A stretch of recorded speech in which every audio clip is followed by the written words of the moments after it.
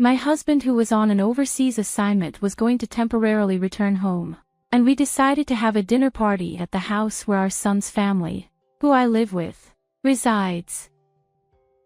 We were having a pleasant conversation in a friendly atmosphere when our grandson, Daniel, suddenly changed the situation with a single remark. Today isn't Grandma's punishment day, so you can eat, right? Despite my best efforts to keep it together, I couldn't believe it was all ruined by a single word from my grandson. I was stunned and could only look down in silence.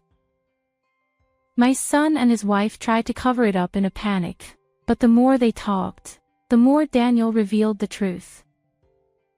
In her fluster, Kyla finally snapped. "Enough. Just be quiet for a bit." She yelled at Daniel, making him cry. Then, "Don't just yell at a child." Nelson's raised voice turned the dinner party atmosphere tense in an instant. Amid the silence of the living room, broken only by Daniel's sobbing, Nelson demanded an explanation from Caden. All the while, I was hugging Daniel, comforting him. In my arms, Daniel said, "I'm sorry, Grandma. Will you get scolded again because of me?" He was worried for me.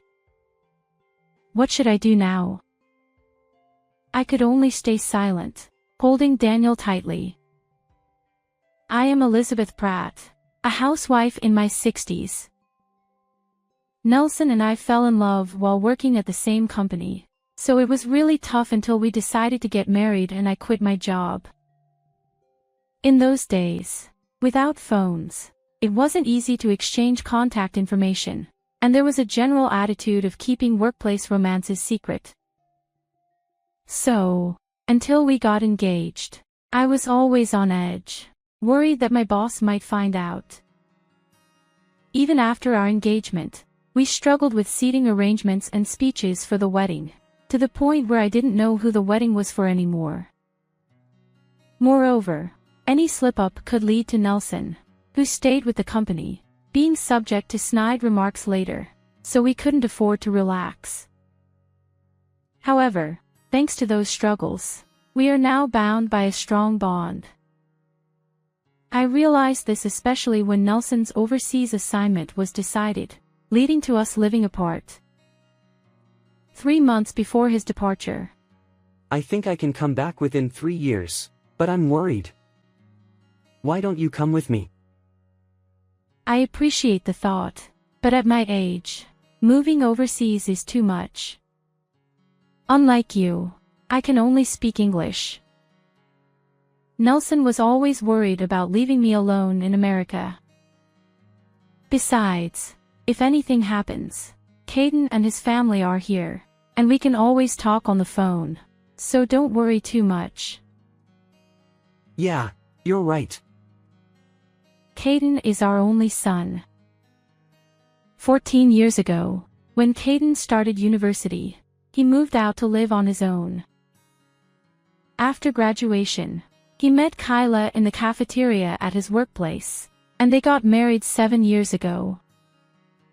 2 years after their marriage, our grandson Daniel was born. Caden, who rarely came home when he was single, started visiting regularly after Daniel was born. Both Nelson and I always look forward to seeing Caden's family. But beyond that, our time as a couple was very peaceful and enjoyable. Especially, Nelson planning trips for us during his long holidays made me happy. "I've been busy with work and left everything at home to you. From now on, let's spend more time together as a couple." He would always take me to the places I wanted to go. For us, this was the first time Nelson had to live alone for work. Moreover, since it was overseas, returning home wouldn't be easy. It was understandable that Nelson was worried. However, if anything happened, Caden's family, living just 15 minutes away from the nearest bus stop, could help. So I always reassured Nelson that there was no need to worry. About a month and a half before Nelson's departure, I injured my back and had to go to the hospital. It was a mild case of a herniated disc, so I could manage going to the hospital and maintaining minimal daily activities on my own. However, to Nelson, who was about to leave, it was a major concern, and he said he would delay his departure until my back healed. I appreciate the thought, but it's not something that should delay your work. But I can't leave you alone like this. What if something happens? I tried to reassure him, but Nelson was adamant about not leaving me alone. Days passed with our discussions going nowhere. We're both adults, so don't worry about something like this. If anything happens, Caden and his family will help. As usual, I was trying to convince Nelson. Then, he had a flash of inspiration and said, Caden. That's it. Let's ask if you can live with Caden. Ha! Nelson immediately called Caden, and explained my back situation and his overseas assignment. After hearing the story, Caden said, I understand. I'll talk to Kyla, so give me a moment. He then hung up. I thought it was impossible for them to agree to such a sudden request to live together. However, Caden's answer was completely opposite to my expectations. Kyla agrees too. It's only for about 3 years, right? That's no problem at all. I see. That's a relief. We should thank Kyla soon. Caden, take care of your mom. So, I ended up living with Caden's family, pushed by Nelson. Caden's wife, Kyla, worked as a chef in the same company cafeteria where she met Caden. A year ago, they opened their dream restaurant and both worked hard together. I'm sorry for asking you to take care of me when you're so busy with the new restaurant. A few days after deciding to live together, we had a dinner with Caden's family. While Nelson and Caden were chatting and drinking, I quietly apologized to Kyla. I thought it must be a burden for Kyla to take care of an injured mother-in-law for 3 years, especially at such an important time for her restaurant. However, Kyla said, "Don't worry about it. We help each other in times of need. Also, once you feel better, could you occasionally look after Daniel?" Kyla asked me. He's in daycare, but he's always alone from evening to night. Seeing Kyla's apologetic expression, I understood why she agreed to live together. She probably wanted me to look after Daniel. Of course. If there's anything else I can do, don't hesitate to ask. I replied with a smile, and Kyla also smiled, relieved. I was truly relieved that I wasn't just a burden. Living with Caden's family was more peaceful and comfortable than I had expected. Not only did they accept me willingly, but they also provided me with a room of my own since they had an unused one. Wanting to be of help to Caden's family, I started doing the laundry, washing dishes, and picking up Daniel from daycare. I also began cooking dinner in place of Kyla, who often worked late due to preparations for the next day. Caden and Kyla always expressed their gratitude, and I could spend all my time with my adorable grandson. Although this cohabitation started on Nelson's sudden whim, I was truly happy and spent each day grateful to my husband and son. However, this happy time did not last long. The trigger was an innocent comment Daniel made during dinner. I like Grandma's food better than Mom's. Oh dear. Thank you. There was no way my simple home cooking could surpass a professional chef, but to Daniel, who had parents running a healthy restaurant, my American-style cooking might have seemed delicious. Additionally, Daniel proudly mentioned that he could eat vegetables he usually disliked if I cooked them. I praised Daniel, telling him he was amazing. To be honest, Daniel's likes and dislikes were very similar to Caden's when he was a child. So, I just made the dishes that Caden liked, and by coincidence, Daniel ate them too. However, this seemed to have struck a nerve with Kyla. If you like Grandma's cooking so much, why don't you have her cook for you every day from now on? Kyla's expression was calm, but her tone clearly indicated she was angry. Both Caden and I sensed that saying anything unnecessary would be unwise and continued eating in silence. However, 5-year-old Daniel didn't notice this and said, Really? Yay. I get Grandma's food every day. He was overjoyed. Seeing Daniel's reaction only made Kyla's mood worse. Since then, I started preparing all meals for Caden's family. Being a housewife, cooking was no burden at all. The problem was that Kyla's gaze became increasingly sharp as she watched Daniel and Caden enjoying my food.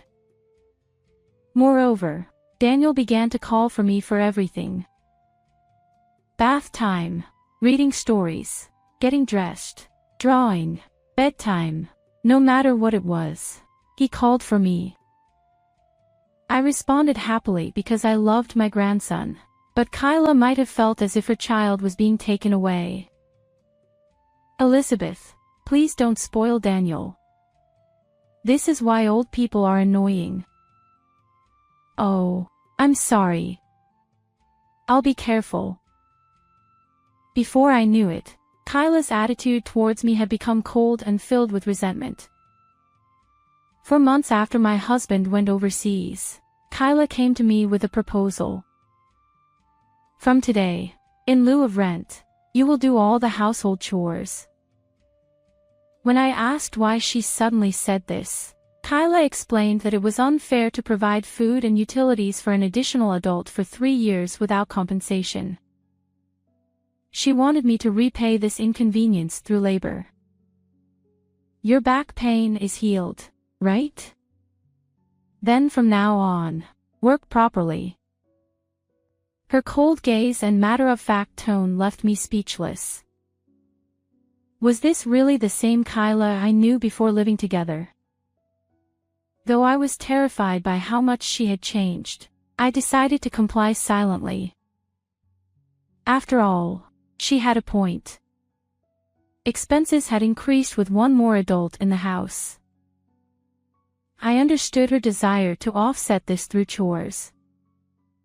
I resolved to be more considerate of Kyla and reduce her burden. By doing so, I hoped she would calm down and things would return to how they were.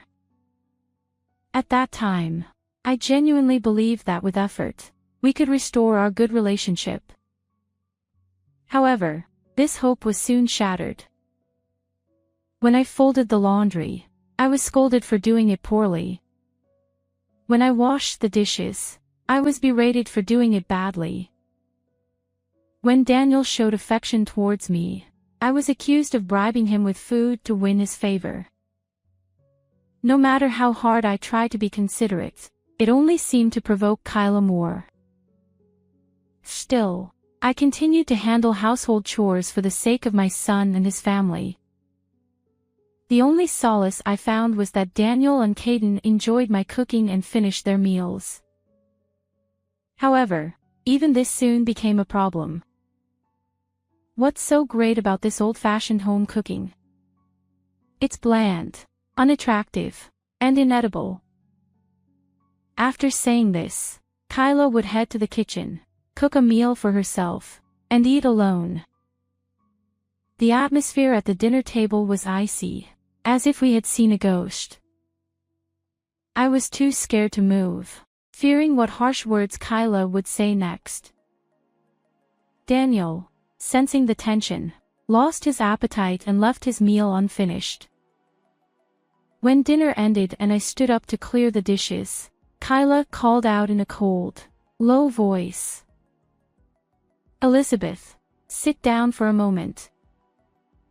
Dreading the reprimand, I sat back down and cautiously looked at Kyla's face, which was more hostile than ever.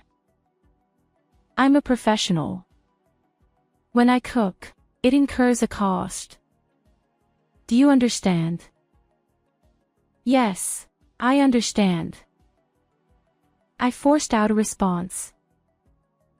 Since you made me cook outside of work, you need to be punished. The word punished sent a chill down my spine. What more could she do when I was already feeling so broken? With my fingers growing cold and clammy with sweat, I waited for her words. Kyla twisted her mouth into a sneer and said, "No food for you tomorrow," before leaving the living room. I was momentarily stunned by the lack of insults or verbal abuse. Is this really all? I had never experienced such a light punishment, which made it all the more frightening. The next day, when I actually went without food, I quickly understood the severity of this punishment. Even when I felt faint with hunger, I wasn't allowed to rest from household chores. Moreover, I still had to prepare meals for Caden's family, my stomach constantly rumbling. Running errands became a battle against fainting from hunger. I began to think that enduring her insults at home was far better than this. Such punishment occurred 3 times a week. Caden, who could have been my only ally, was too busy appeasing Kyla to be of any help. In fact, he had recently started joining Kyla in berating and exploiting me. The only consolation I had was my grandson Daniel, but even that was restricted since Kyla would scold him if she saw him being kind to me. I had to limit my interactions with Daniel to the bare minimum. The room that was meant for me had turned into a storage space, leaving no place to stretch out and sleep. I had become less than a burden. I often thought of returning to my home to escape this treatment. But the thought of my husband worrying about me overseas kept me from acting on it. At most, it would be 3 years. If I could endure, everything would be fine. Living in constant fear of Kyla's anger, I continued my hollow existence. A little over a year after my husband went overseas, one day he called. Hi, Caden. It's sudden, but I'll be back next week for a short visit. How about we all go out for dinner? Next week? That's too sudden. How about we have dinner at our place instead? Sure, that sounds good. By the way, how's Mom? Every time I call, I'm told she's busy with Daniel, so we hardly talk. Yeah, she's fine. We'll see you next week then. Caden ended the call abruptly. At dinner, he shared the news with Kyla and me. Kyla looked visibly annoyed, but I was secretly overjoyed. Since my husband went overseas, he had only called a few times in the early months.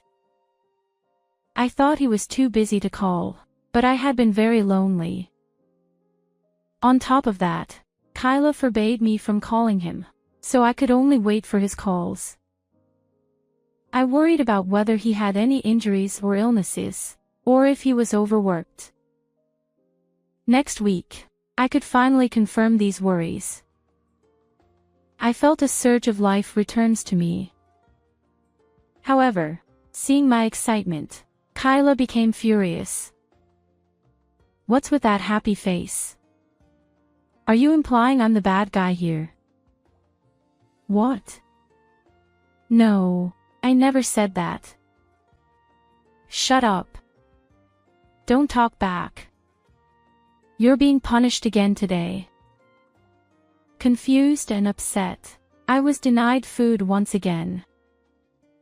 For the week leading up to my husband's visit, on top of household chores, I was forced to help with the restaurant's preparations and distribute heavy flyers. Don't come back until you've handed out all the flyers. She would kick me out of the house. The treatment was harsher than ever, and I was on the verge of collapse daily. What had I done to anger her so much? Too tired and hungry to figure it out, I spent each day even more careful around Kyla. Finally, the day of the meal with my husband arrived.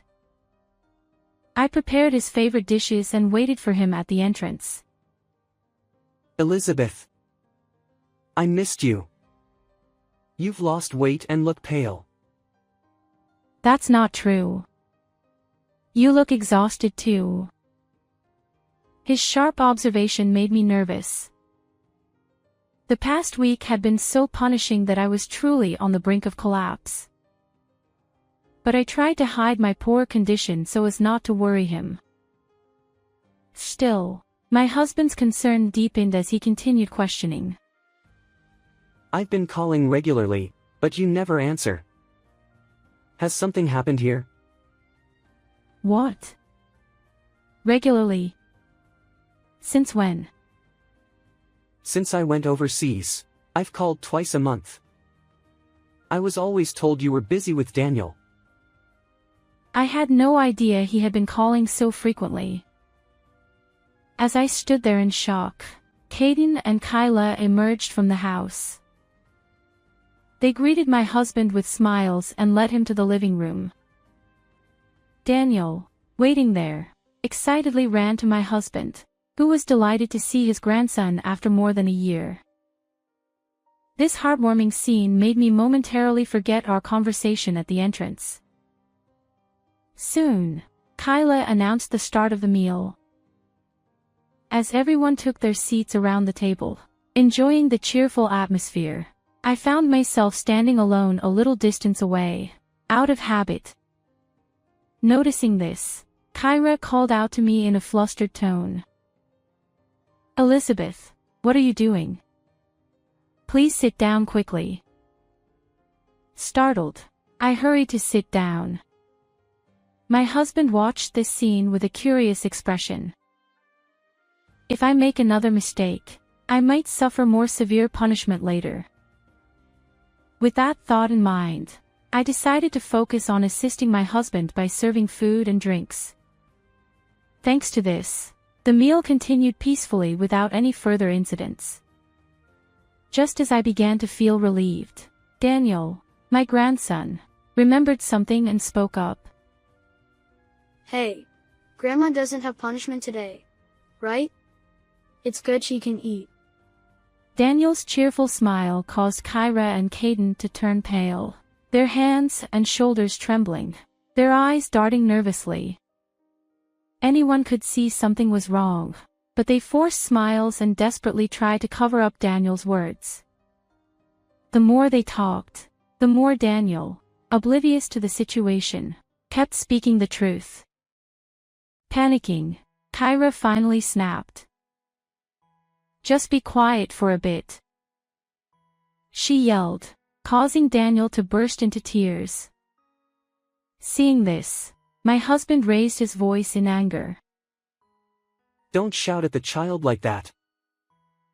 The pleasant meal instantly turned tense. In the now silent living room, only Daniel's crying could be heard. My husband, with a voice lower and heavier than I had ever heard, demanded an explanation from Caden. I spoke to Elizabeth earlier, and she said she didn't know about the bi-monthly calls. What's going on? Well, that is. I mean. Facing his father's stern demeanor for the first time, Caden was visibly shaken. My husband's persistent questioning led Caden to confess everything about their treatment of me. Throughout this, I held and comforted Daniel. Despite fearing more scolding from Kyra later, I couldn't leave my sobbing grandson. Sorry, Grandma. Will you get scolded because of me? I gently stroked Daniel's head. Don't worry. Daniel, you did nothing wrong. I reassured him as best as I could. After about 10 minutes of questioning, my husband, overwhelmed with disappointment, buried his head in his hands. Discovering that his son and daughter-in-law had been mistreating his wife was hard to believe. Adding to his distress was the fact that he had proposed the cohabitation and had supported the restaurant's opening. The shock was immense.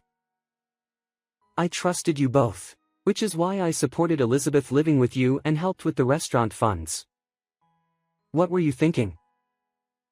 After pondering for a while, my husband suggested ending the cohabitation. He also demanded the immediate return of all the living expenses he had sent during this period. Hearing this, I was shocked. What? Wait a minute. What living expenses? You didn't know about that either. Seeing me shake my head, my husband looked even more dejected and glared at Caden and Kyra. According to him, when the cohabitation was arranged, it was agreed that he would send $300 monthly for my living expenses. Caden was supposed to inform me about this arrangement later. But I had never heard anything about the remittance. Instead, I had been told to work to cover living costs and had been treated like a servant. Upon learning this, my husband, in a steady and grave voice, demanded Caden return all the money. All of it. The restaurant funds and the living expenses. Return everything. Hearing this, Caden and Kyra turned pale and began apologizing, even bowing down to my husband. Kyra explained that despite 2 years since opening, the restaurant had been struggling, which fueled their resentment toward me for living comfortably with Daniel. Caden admitted to keeping the remittance for themselves and preventing my husband's calls to hide their actions. Although they apologized and promised to change, my husband's anger did not abate. He took me back to my family home and, during his short stay, retrieved all the money he had given Caden and Kyra. Before his departure, he arranged for me to stay at a business hotel, ensuring my safety until he could return from overseas. I'll arrange to come back to the US soon. The hotel staff will keep you safe until then. Though I felt staying at home was enough, I agreed, not wanting to worry him further. Hotel life proved to be comfortable, and my health and spirits improved remarkably. In less than a month, my husband returned. The hotel bill was staggering, but he was relieved to see me looking healthier. I felt profoundly grateful to have such a caring husband. Back home, Caden and Kyra frequently visited, pleading for more financial support. However, the trust once broken could not be restored. Their restaurant, struggling even more, eventually closed within 2.5 years. Their dreams shattered, and their marriage fell apart. Kyra left, taking only her belongings, leaving Caden with their son, Daniel. Caden, now burdened with debt and child-rearing, turned his life around, finding a new job and working hard. To support him, I began caring for Daniel again. Though we provided no financial help, I took care of Daniel when Caden worked late. Daniel, soon to be a primary school student, proudly showed off his new backpack. Look at this backpack. It's so cool with this gold part. Thank you, Grandpa and Grandma. Watching Daniel, full of pride, always brought me joy. My husband and I look forward to supporting Daniel and hope Caden finds a kind and compassionate partner. How did you like this story? Please subscribe to our channel. See you in the next video.